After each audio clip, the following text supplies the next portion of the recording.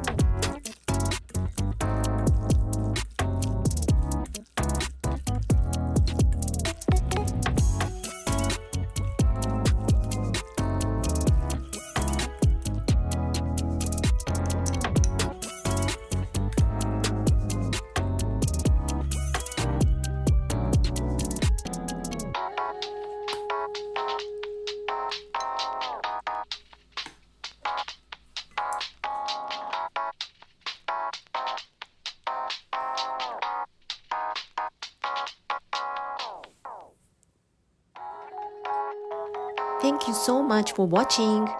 That's it for today's recipe. What do you think? Shiraae is such a simple dish but full of authentic Japanese flavor. See you in the next video. Bye for now.